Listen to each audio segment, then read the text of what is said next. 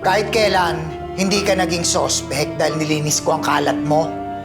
At hanggang ngayon, binabantayan ko pa yung pamilya ni Luis.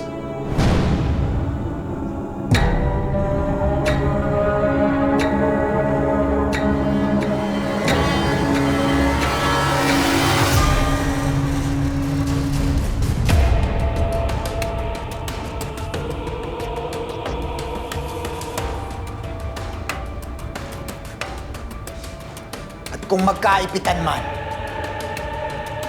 malaki na ang utang na loob nila sa atin. Hindi nila alam, hawak na natin sila sa leeg.